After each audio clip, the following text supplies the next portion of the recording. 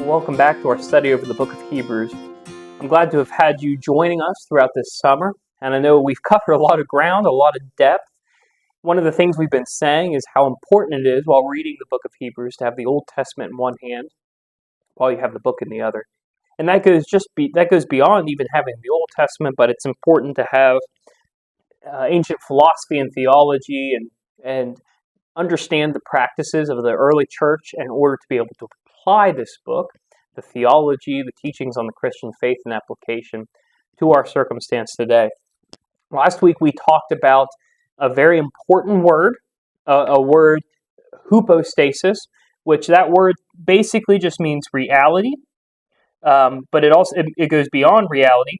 It means reality, but it means substance and essence, which kind of signifies not just experiential reality, but concrete.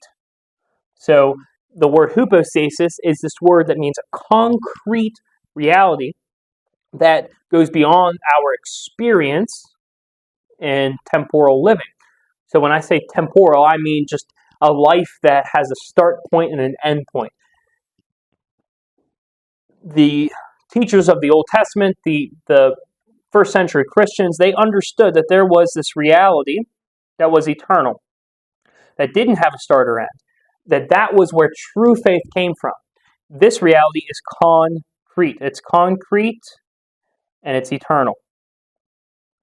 And this faith, this concrete eternal faith, bleeds into, and the heroes of the faith, it bleeds into their experience. It bleeds into their experience or their temporal, their finite faith or life. So, the point in bringing that up is that those who go before us in the Old Testament, they experienced the concrete. They experienced the hypostasis. They had an understanding of this eternal faith that bled into their experience, bled into the way they lived their life, but they never inherited the promise, the eternal promise of the dwelling place with God, because that promise only comes through Jesus. And so, building off that, we've said throughout this study how important the word therefore, that we have to look at what therefore is there for. And so here, it's to say that we have a large cloud of witnesses surrounding us, that we have an example of what it means to experience and live out a faith that is based in concrete reality, based in eternal truth. So then, based on that witness, let us, and these words, let us, they think of them as application words. Because of this, we need to do this. So there is a qualifier that goes before it. So because we have a cloud of witnesses, because we have those who set an example, let us lay aside every hindrance, lay aside the sin that ensnares, let us run with endurance, and let us keep our eyes on Jesus. We should, like those before us, as we experience this life, as we attach ourselves to concrete reality and truth, we should lay aside the hindrances of the experience we have. We should lay aside the sin. We should focus on living righteously just as the truth of God's concrete reality dictates. We should endure the hardships. We should keep our eyes on Jesus because He's the pioneer and the perfecter of our faith. So, that word pioneer, it gets into this meaning of He is the first fruit or the firstborn, which you often hear. That's a word that is used throughout Scripture and used by the author of Hebrews. And it signifies not that Jesus was created first or that He was formed.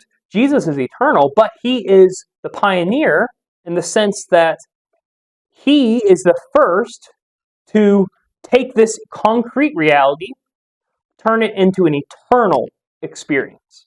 So those who came before us, they took the concrete reality and made it a temporal experience in the sense that they still died. They didn't inherit the promise. Jesus is the pioneer that He takes the eternal hypostasis and makes it an eternal experience that forevermore we come into the throne room of God. So he's the perfecter of our faith as well. He's the pioneer. He's the perfecter.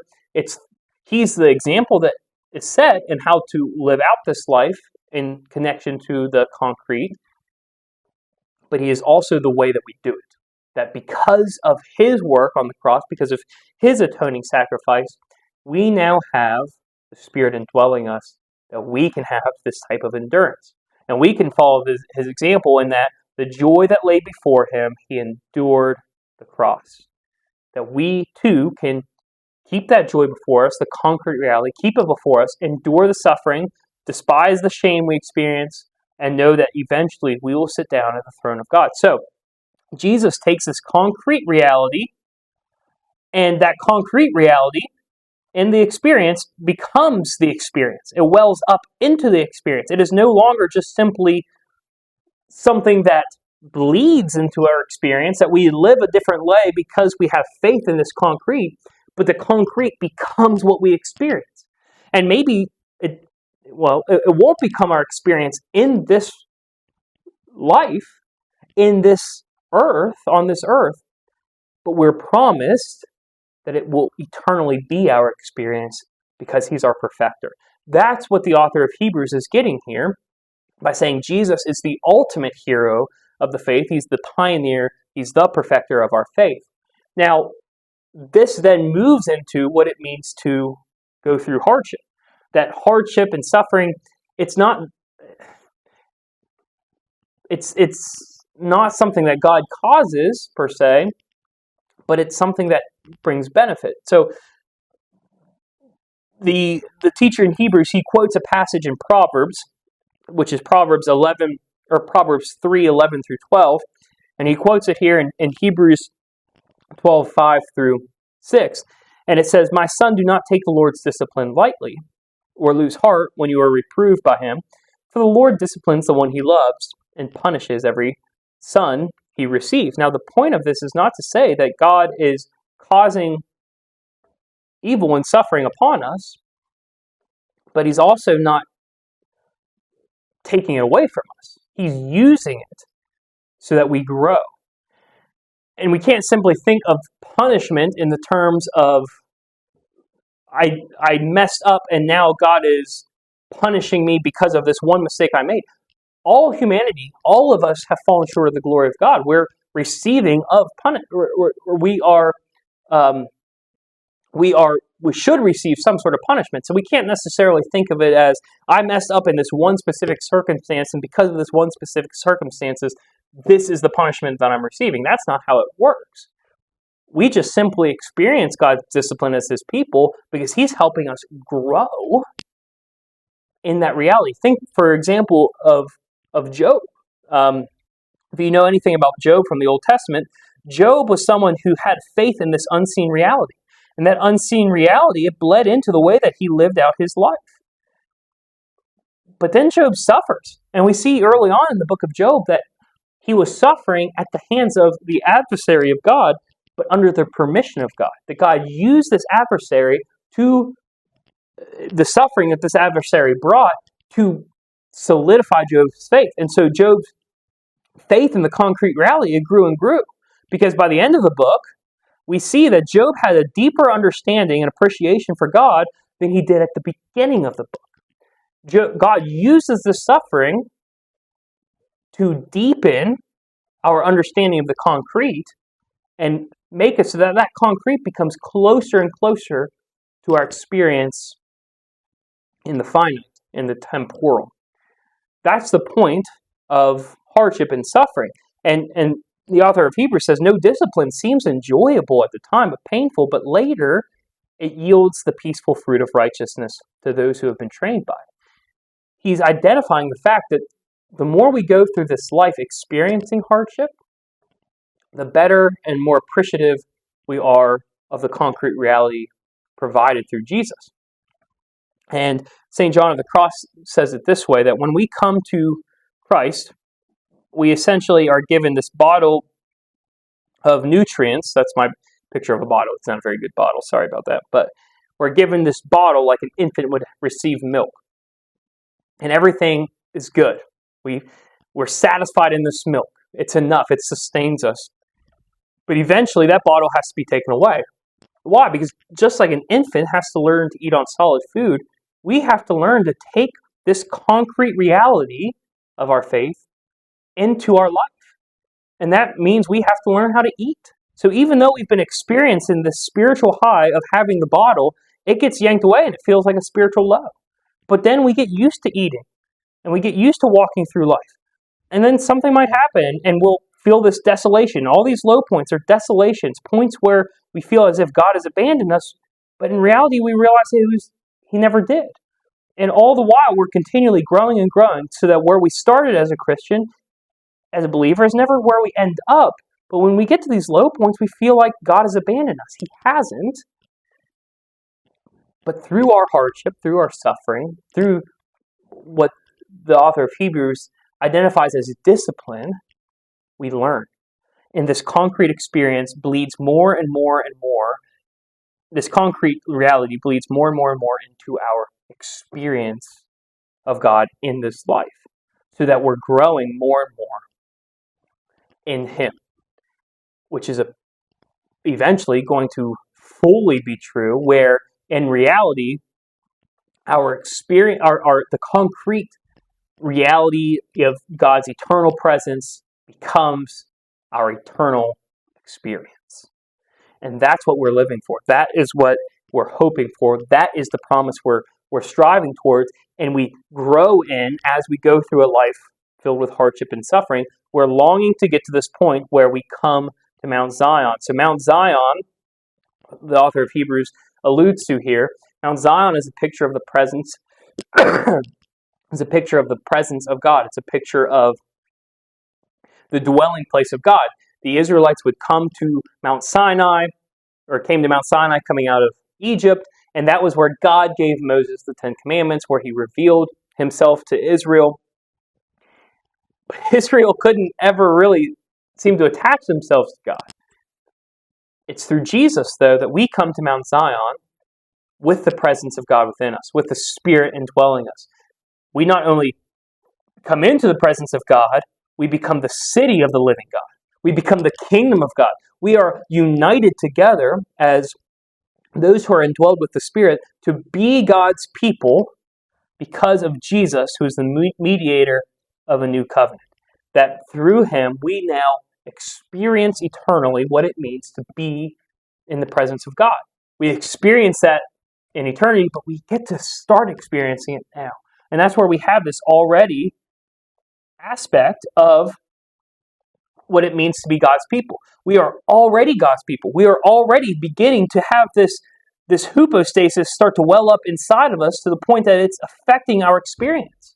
We live differently today as God's people than we would have if Christ had not come. We are beginning to have this concrete reality bleed into our experience reality, but eventually, in the not yet, all we will experience is this concrete. All we will experience is that concrete reality here. That is what we long for. That is what we hope for. And it's all because of Jesus, who is the mediator of this new covenant. That's the teaching that the teacher of Hebrews is bringing us into, that therefore, since we are receiving a kingdom that cannot be shaken, we should remain thankful, serve God acceptably, with reverence and awe while we're in this life. The way that we live this life, even amidst suffering and hardship, should be one of thanks, because we know that this concrete reality is becoming experiential reality. We should serve God humbly and lovingly with reverence and awe, because we know that the concrete reality is coming. And we're already starting to experience it as God's people, as God's church. But eternally, we will be in His presence. There will be no more suffering. There will be no more heartache. We'll only be with Him. And I'd like to just close with this thought from the Gospels, where you have this picture of the criminal that's hanging on the cross next to Jesus. And this criminal looks over at Jesus, and he has this realization of that He is the Son of God, that He is holy, that He is different. Why does he have this experience? Why does he have this realization? How is he able to look at Jesus suffering in agony and know he's not like us? It's because he witnessed that Jesus was experiencing the same finite hardship and agony that he was, and yet he experienced it differently because he had a concrete reality that had welled up inside him to the point that his finite and temporal reality, it overtook it. That's who Jesus experienced that because he's God. And you might say, well, I'm not God. I can't have my experience be overtaken by this concrete eternal reality.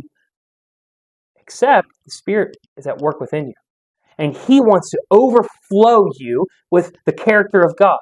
Now, that doesn't mean we become God. It doesn't mean that we no longer have suffering, but it means that in the midst of suffering and hardship, in the midst of financial crises, in the midst of sickness, and in the midst of mourning and loss, we can say that we're blessed, as Jesus says in the Beatitudes, because we're attached to this concrete reality that we long for. We're attached to this promise that we know is coming, because Jesus has made that way as our high priest and mediator of the new covenant that resides within our hearts. And I hope that awareness, I hope knowing that, it transforms your faith to make it something even more beautiful than it already is. That you appreciate, you have awe and reverence, and serve humbly the God who gave his life for us. So we can forevermore fully experience his concrete eternal reality with him in his presence. If you haven't already, make sure to read through Hebrews 12, 1 through 29.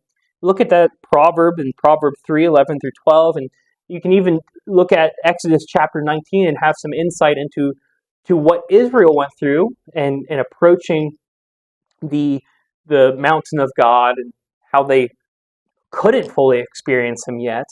So you have a deeper appreciation for what we experience, the concrete reality that's already bleeding into our life through the work of Jesus. I hope you've enjoyed the study as we've dug deeply into the book of Hebrews over the course of the last 9 weeks. We have one more week remaining, and we'll be looking at Hebrews chapter 13, verses 1 through 21, and I look forward to digging into that with you next week in our last session of the study. We'll see you then.